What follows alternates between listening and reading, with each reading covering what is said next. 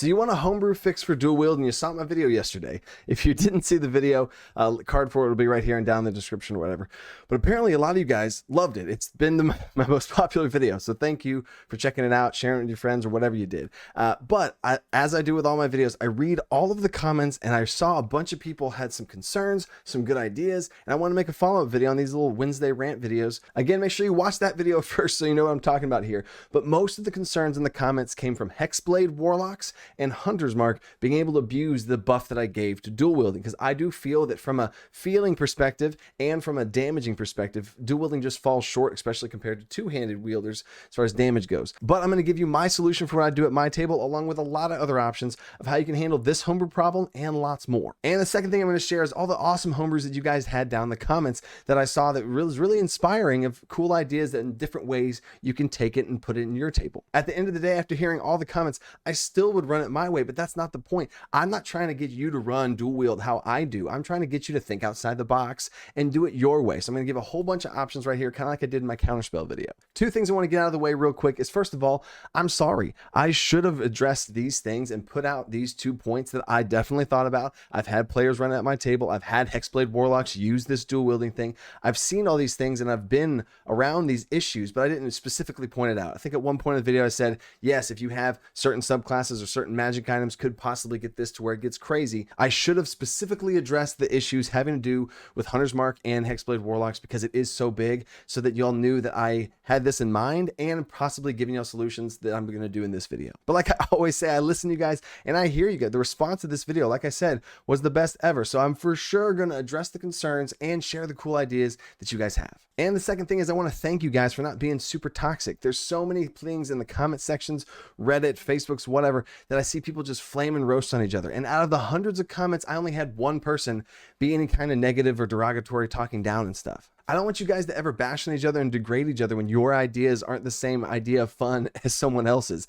And if you think someone else is lesser because their fun doesn't match up to yours, or their balance isn't the same, or technique, all that stuff doesn't matter. Like, we need to always treat each other with respect. And you guys did a great job of just, I feel like this is why. Here's some math, here's some reasons, here's some gameplay feels, here's some story examples of what I've experienced from my tables and what my group would want. And those are all awesome, and I respect that. So thank you. Okay, let's get dual wielded. You guys liked my arm gestures apparently too. They're a little crazy.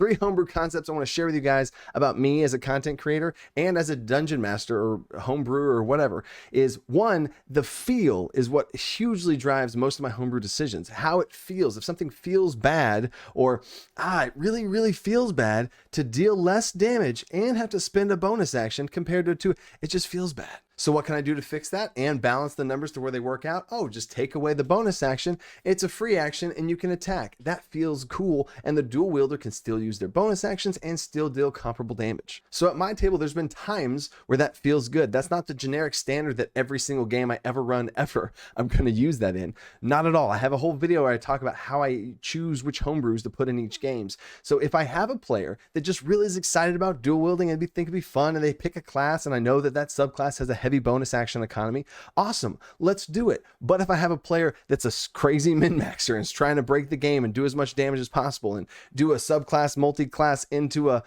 all that kind of stuff, maybe I don't use that option because they're going to purposely try and break it, and then that's not the point of the game anymore. Or we can transition into my second point, which is just to let your players do it. Let your players do awesome, epic stuff. And if they come up with a super creative build of, if I multi-class, if I have a paladin and Hexblade Warlock and I curse the thing and I hunt, all this kind of stuff, if they do that and they come up with really cool ways to exploit this thing and they do a lot of damage from it and they're having a blast doing it, let them do it. That's awesome. That's fine. Which is, I'm going to skip to what I do at my table. If I have had players do this before, I let them play those classes, let them do a bunch of damage, because it's fine. Because if that one player is outshining all the other players, I'm not a helpless little dungeon master that I'm just going to let that happen. I'm going to have bonus level up perks, which is a whole video series I'm going to do next month, and I have other videos on. It's my favorite homebrew, where every single level up, I give my players little buffs and stuff, and that is my maintenance check for all my players. As they level up, you know, as the dungeon master, who's overpowered and who's underpowered. So in those moments, if I have one player that's absolutely killing it, I'm going to have a story reason where that sorcerer finds some sort of imbued magic, or the warlock talks to their patron and they get more powerful in some way, or the fighter spends their downtime training and they learn a cool new ability. Whatever I need to do for the other players that aren't the overpowered character that's abusing the dual wield system because they have Hunter's Mark, because they're a Hexblade warlock, whatever, I'm going to make sure the other players still feel strong and everyone feels strong. Are they abusing the rules as written dual wield and doing far more than they'd be able to? Okay, sure. But really, mini timeout there is my homebrew compared to normal is a normal rules as written with extra attack. You'd have 2 extra attacks and then you take a bonus action to get a 3rd attack. Mine is only adding 4 attacks. Like it's 1 more attack. It's you attack and you attack. So that's only 1 more attack and I save the cost of a bonus action or whatever. So I understand that it's stronger, but it's not crazy. So anyway, you as the dungeon master are in charge of how strong each of your players are. Have them find different things, have story reasons, lore reasons, enhance their powers and bring them up to be on par with the other players at the table. And let me say this here too, overpowered characters in some players' hands won't be overpowered. And that's not a jab at inexperienced players. Some players don't pride themselves in their combat prowess, so you can give them overpowered characters and they will function just fine. And you can have players with less powerful characters do even better because they know how to play their character and get the most out of it. So again, I say you as the dungeon master know where everybody's at and you can help give them little buffs in here to keep everything balanced. And on the monster side of things, if you're worried about your players dealing too much damage or whatever, you're in control of the monsters too. Make stronger monsters, make more durable monsters. Don't just inflate the health and the armor class. I have a whole monster series that's happening during the month of March, so stay tuned for that. Now for the 3rd homebrew philosophy is if you don't have these classes that can exploit or whatever types of homebrew that you're talking about here, if a certain class or subclass is going to break something and that's not represented at your game table, then who cares? My best example in this is the help action. My homebrew for the help action is instead of just granting advantage, you're like, I help that person, and they just have advantage now and they roll 2d20s. Instead of that, a cool way, a cool fun homebrew that I don't always use, once again, is you give them a 1d10, and the player that wants to help the other player, they roll a 1d10 and add that to their friend's roll, which is cool because it's fun. They have the roll, they roll the dice. It can be a 1 and then they didn't really help that much. It could be a 10 and then that's crazy. So it's really fun homebrew. That's exactly similar to a bard, right?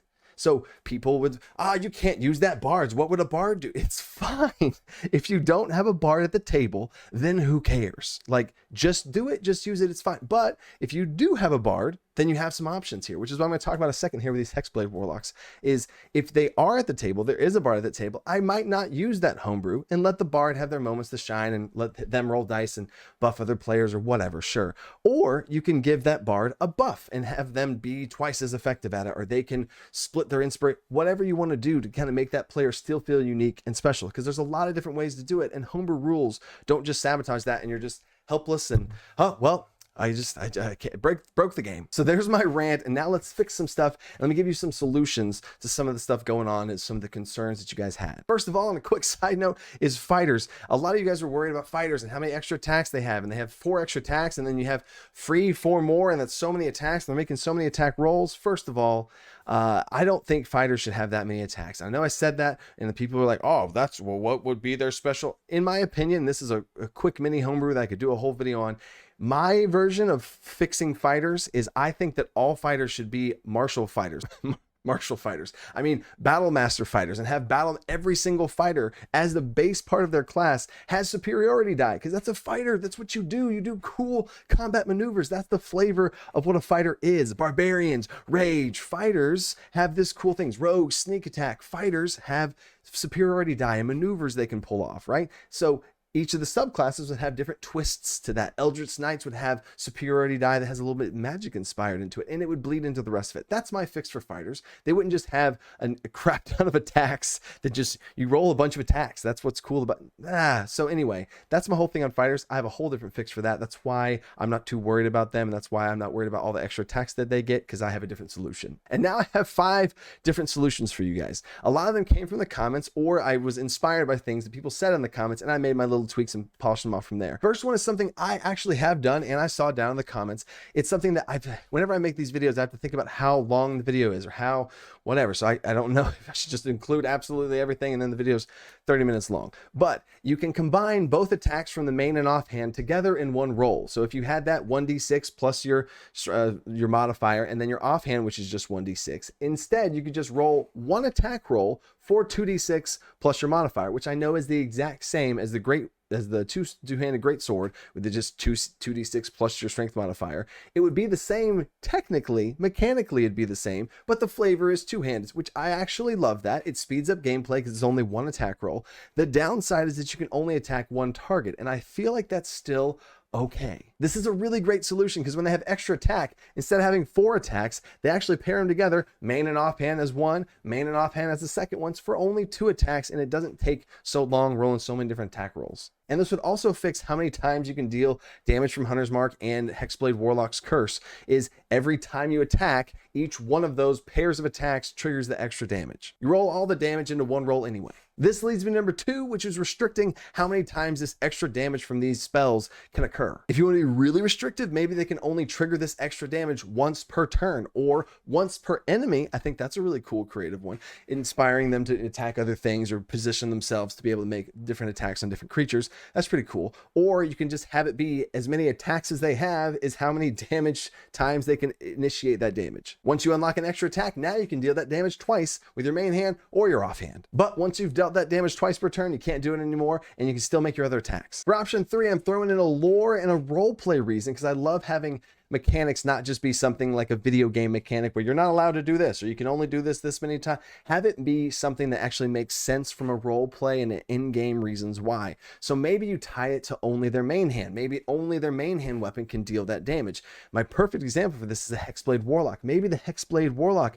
only their Hexblade can deal that damage. So their offhand is not their Hexblade weapon, and they have their chosen weapon be this one, the one in their hand, the blade of the scimitar of the 7 seas, or whatever their weapon is. That is the only weapon that can deal that extra damage. Or if you're a ranger and you have a Hunter's Mark situation, maybe you only have so much focus, and the first 2 attacks, whether it's your main or offhand, the first 2 attacks have the chance for extra bonus damage and the other ones don't. Or a really cool thing that I just thought about for rangers, literally just now, is you restrict the ranger to where they can only do, let's say they have extra attacks, so they have 4 attacks total, and they can only focus for so much. But if it's their favorite enemy, right? Normally they have 2 attacks they can only trigger that damage on from Hunter's Mark. But if it's their favorite enemy, their focus heightens. They're trained for this. They are hunting their prey, and they can make all 4 attacks to deal extra damage to their favorite enemy. And now that's fun. That's awesome. That makes sense. The player feels like they're really hunting down those dragons or whatever that their favorite enemy is. And you can give them more cool stuff and have these things fit the way they play and let them play in a fun way. Timeout. Do you guys see how it's really not that big of a deal? And there's so many things you can do. And I don't want you guys, not just my homebrews, any homebrew you see out there on YouTube, on Reddit, wherever you're reading, don't just see a homebrew and be like, actually, no, this spell would break it. No, Divine Smite, they could do too many Divine Smites and they could just break the game. Like, I would challenge you not to just throw off things so quickly. Stop. Think about it. How could you make it work? Not that you should. Not that if you want to run dual wield rules as written, go for it. But don't just blow it off so quickly. There are so many things you can do to customize each of these things. This hypes me up because it does make me sad when people don't think outside the box and they hear something and they're like, no, actually, Hexblade Warlock, can't use that homebrew anymore. Or find a way to make it work. I mean, another thing you can do, and I saw 2 people in the comments said this, is that this would be a perfect reward for a bonus level up perk. Maybe they're level 7 and what they're getting at level 7 isn't that exciting to them. And they've been dual wielding and it's just not really, they're underperforming compared to the other players like I talked about earlier. Give them specifically this feat. Okay, back to more solutions. I saved these last 2 for people who think that the adjustment I made is too strong, too overpowered. It's too much damage and they get their bonus action. It's just too much. Which again, I've already said my stance on about, like, let it happen. If they're having fun and they're playing the character the way they want to, let it go. But if you really don't want to have that, here's 2 different solutions that take away the bonus action or reduce the damage. This one addresses the bonus action. It still makes you spend a bonus action to be able to do everything that we're talking about. You're going to get the same amount of attacks. You're going to do the same amount of damage as the homebrew that I proposed. You'll be right alongside the 2 two-handed weapon wielders, but this one you're still going to have to spend a bonus action to do. And I also understand that it's a dynamic choice to have to choose to spend your bonus action on some cool ability or to attack more. I get that that's a cool choice, and which is why I personally tie it to the extra attack feature, because I don't want rogues to have it, because I want rogues to be able to go in there and make an attack. Oh, they missed. They don't get their sneak attack. Do they choose to attack again with a bonus action to trigger that sneak attack damage instead of bonus action disengaging, bonus action dashing? It's a cool dynamic playstyle choice that is fun to play. I wouldn't want to play a rogue that just gets free attacks, you know what I'm saying? But again, that's just me. So here's how this homebrew works. As an action, you take the attack action, you make one swing with your main hand, you can take a bonus action, make one swing with your offhand. Once you get the extra attack feature, this also scales with fighters too to get third and fourth attacks, whatever for rules is written. But whenever you get the extra attack feature and make 2 attacks with your main hand, once you take a bonus action, you get 2 attacks with your offhand, bringing that total still up to 4 attacks like my solution is, but they had to spend a bonus action to do it. This is a nerf to the system that I propose, but this gives that bonus action choice in there. It's not just given out for free. But for my final solution here, if you don't want to charge your players a bonus action and have to make these extra attacks, and you want to give them extra attacks for free, just give them 1 less. How this homebrew tweak would work is every time, if you're dual wielding, you take the attack action, you get to take however many attacks you can, 1, or if you have the extra attack, 2, and you always just get a free offhand swing. Just 1 though, instead of scaling it with how many times you attack, it's just 1 swing for free every time. The Beast Barbarian from Tasha's, I think, actually has something really similar to this, so this is not crazy. And the last thing I'll address here is the historical accuracy of dual wielding in the past. I am not a history buff, but you guys linked a lot of really interesting videos that talk about how dual wielding really wasn't a thing, and I totally understand that. Myself personally, I come from a World of Warcraft background. I was a dual wield Fury Warrior with Thunder Fury, which is the weapon was bigger than I am. I'm not trying to recreate that in Dungeons and Dragons, but I'm also not trying to recreate perfect historical accuracy. If you want to in your games, absolutely go for it. So like I've always said with all my homebrew rules, if it's right for your table, use it. If it's right for a different game session, maybe not your table, maybe it's a certain groups, and certain groups want to have this and other ones don't. Talk to your players, see if that's something that sounds good. A lot of you guys said that you sent it to your DM and they approved it, and that's awesome, and you're going to have more fun now, and that's the point. It's not to try and have this one rule and I'm just going to email Wizards of the Coast, which if they want to talk to me about stuff, I'd love that, but it's not like I'm trying to change everyone's game. I'm just trying to inspire other ideas for everyone's game. So again, thank you guys for the response I got from this video. It's why I want to make a follow-up video. I got a lot more homebrew videos where this came from to check out on the channel, and a lot more coming in the future. And if you want to go next level with some even more homebrews, I got a whole homebrews PDFs I give out every single month to my patrons. This rant's probably gone on long enough at this point, so I challenge you guys to think about your homebrews in your game, think about homebrews you hear and how they could fit your game and your table, and stay creative. Think outside that box. Peace.